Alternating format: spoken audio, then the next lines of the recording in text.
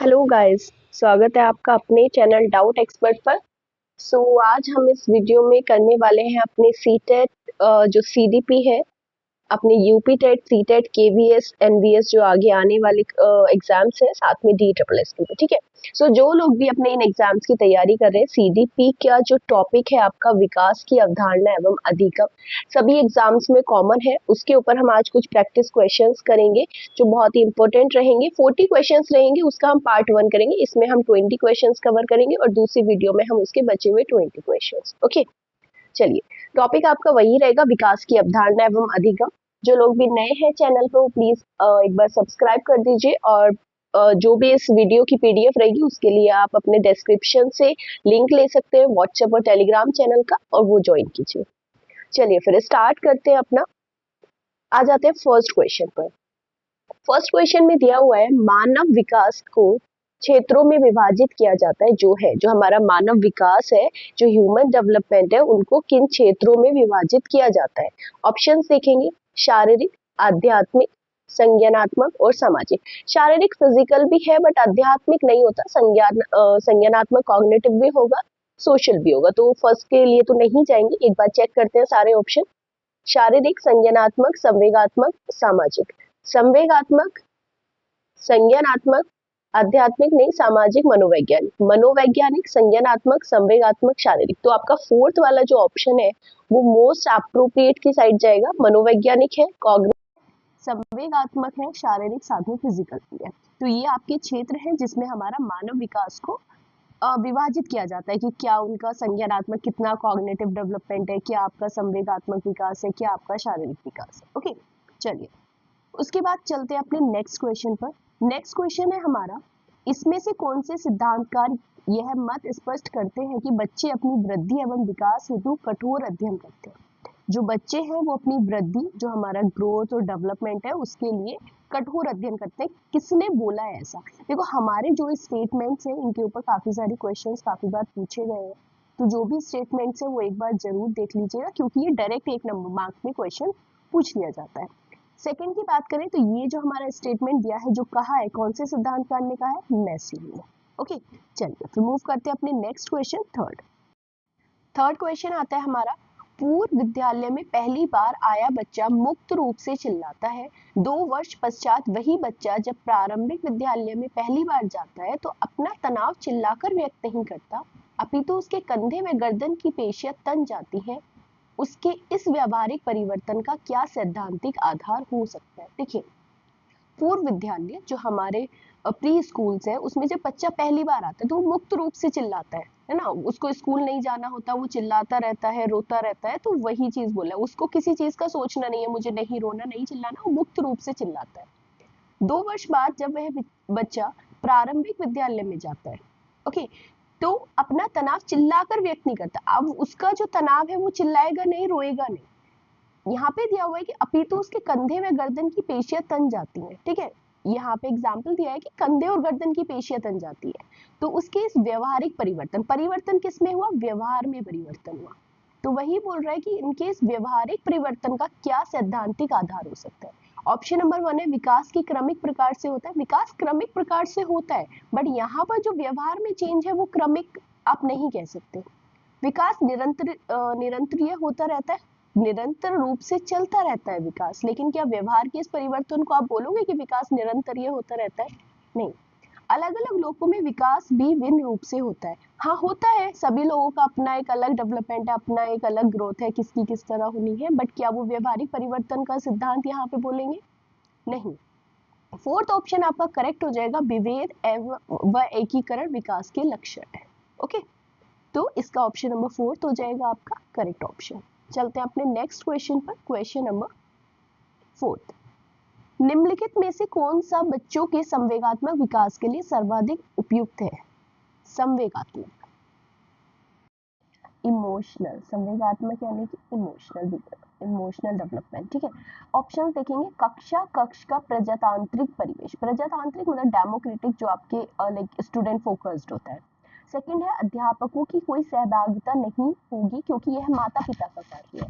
अब देखिए, अगर संवेगात्मक विकास करना है तो ऐसा नहीं है ना कि अध्यापकों की कोई सहभागिता नहीं होगी, तो ऑप्शन नंबर सेकंड तो यहीं से एलिमिनेट होता है। फिर आता है आपका कक्ष का नियंत्रित परिवेश। नियंत्रित रखेंगे आप उसे, है ना। लाइक एक होता है कि मैनेज्ड रखना, एक होता है नियंत्रण में करना। बिल्कुल लाइक टीचर्स अगर उसको पूरा नियंत्रण कर लेंगे अपने हाथ में तो वो भी नहीं होगा, उसमें कैसे बच्चे का संवेगात्मक विकास होगा, तो ये भी नहीं आएगा। कक्ष का अधिकारवादी। अधिकारवादी जो आपका राइट एक्टिविस्ट टाइप होता है कि अधिकार से पूरा उसको होल्ड कर रखा है, तो वो भी नहीं करेक्ट है। तो यहाँ पे अगर बच्चों के संवेगात्मक विकास के लिए जो सर्वाधिक उपयुक्त होगा वो होगा ऑप्शन नंबर 1, यानी कि आपको जो अपना क्लासरूम है, जो आपकी कक्षा है, उसमें आपको प्रजातांत्रिक परिवेश देना होगा। ठीक है, एक ऐसा माहौल, एक ऐसा एनवायरमेंट करना होगा जिससे बच्चा फ्रीली अपनी चीजों को व्यक्त कर सके, अपने भावनाओं को, अपने संवेग जो उसके इमोशंस है उनको व्यक्त कर सके। चलिए फिर आते हैं क्वेश्चन नंबर 5 पर।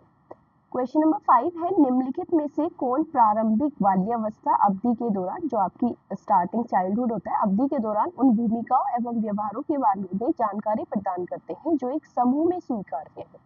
जो एक समूह में स्वीकार्य है, लाइक एक ग्रुप में उनको पूरा एक्सेप्ट किया जा रहा है। भाई बहन एवं अध्यापक। अब आपको यहाँ पे जो मेन चीज नोटिस करनी है वो देखनी है एज। कौन सी एज के बारे में बात कर रहा है? प्रारंभिक बाल्यावस्था। ओके, भाई बहन एवं अध्यापक, अभी तो अध्यापक का कोई रोल नहीं है, भाई बहन है वो ठीक है, लेकिन अध्यापकों का भी ऐसा रोल नहीं है। अध्यापक एवं साथी नहीं, साथी एवं माता पिता, माता पिता एवं भाई बहन। तो अभी जो बच्चे की प्रारंभिक बाल्यावस्था है उस समय, उस टाइम पर, उस समय पर जो आपकी भूमिका और व्यवहारों के बारे में जानकारी प्रदान करते हैं, तो वो कौन सा समूह होगा? वो आपका होगा माता पिता एवं भाई बहन, वही लोग होते हैं बच्चों के साथ। तो ऑप्शन नंबर हो जाएगा आपका 4। मूव करते हैं उसके बाद नेक्स्ट क्वेश्चन 6।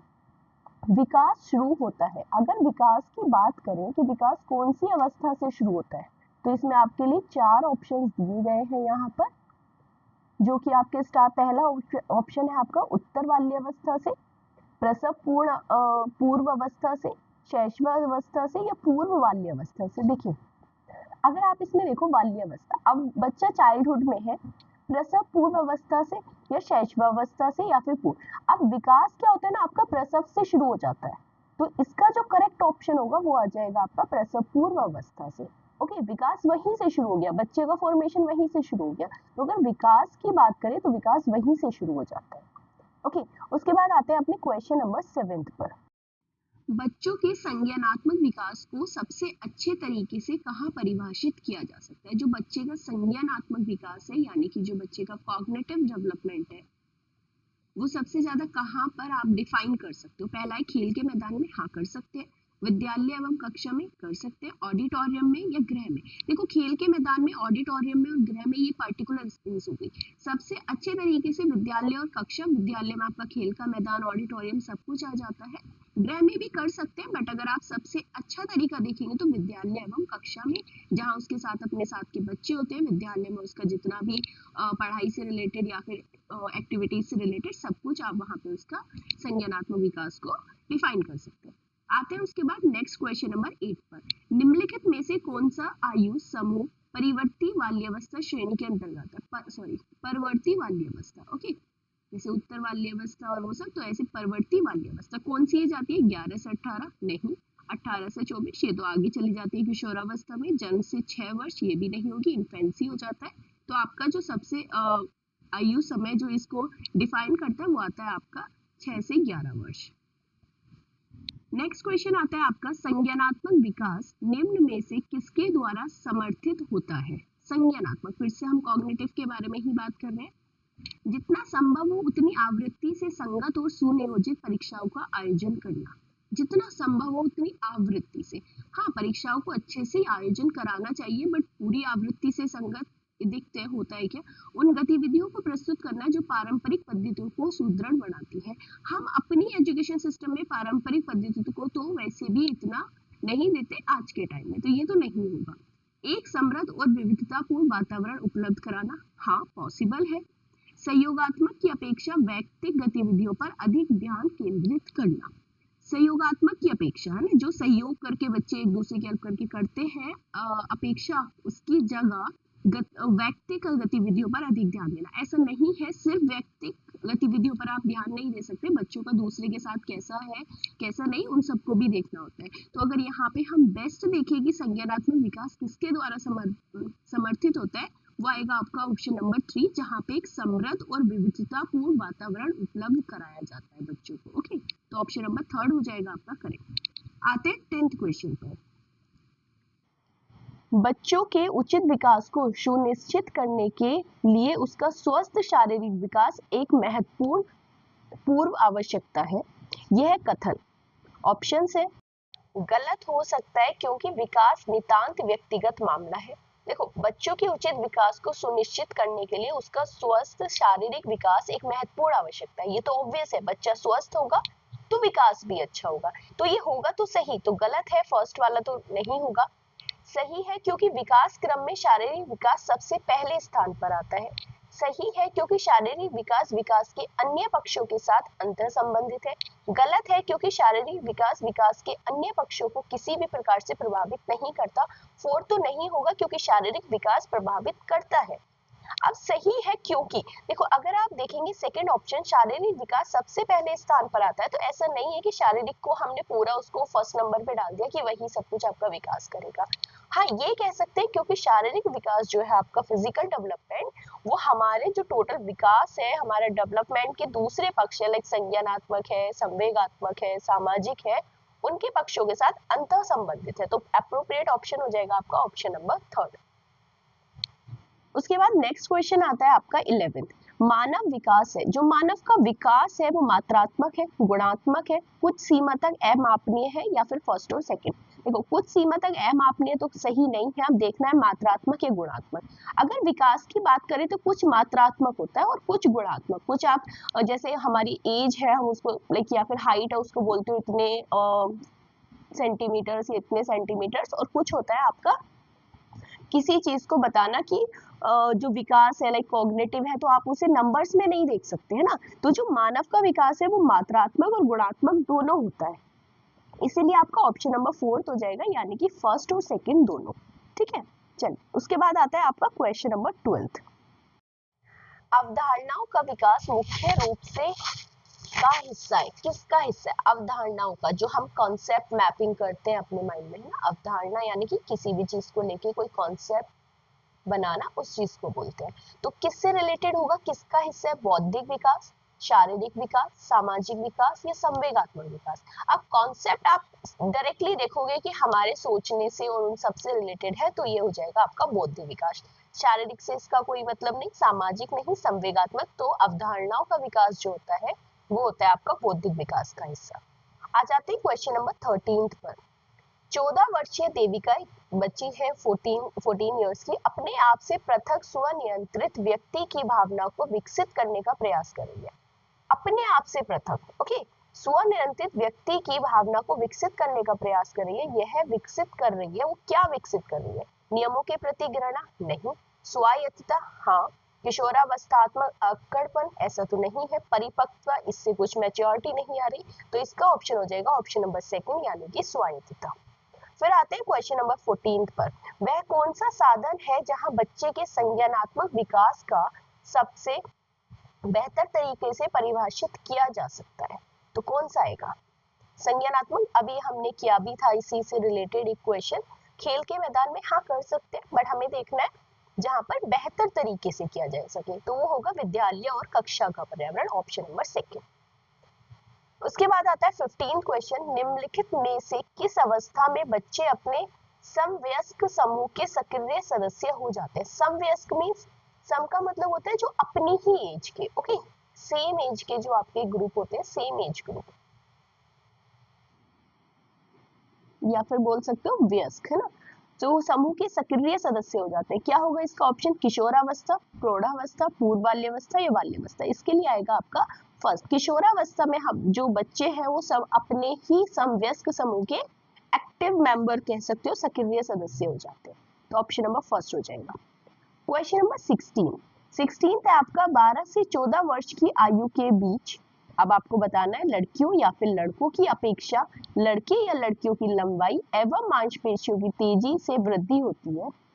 एवं 14 से 18 वर्ष की आयु के बीच लड़के या लड़कियों की अपेक्षा किसकी लंबाई एवं मांसपेशियों में तेजी से बढ़ती है। अब इसमें दो एज ग्रुप डिवाइड कर दिए आपके, एक 12 से 14 वर्ष और एक 14 से 18 वर्ष। तो अगर हम 12 से 14 वर्ष के बीच में देखेंगे तो हमारे जो लड़कों की अपेक्षा लड़कियों की लंबाई और मांसपेशियों की तेजी से वृद्धि होती है। तो यहाँ पे क्या आ जाएगा, गर्ल्स का आ जाएगा, यानी कि लड़कियों के। तो अभी फर्स्ट हो सकता है या सेकंड।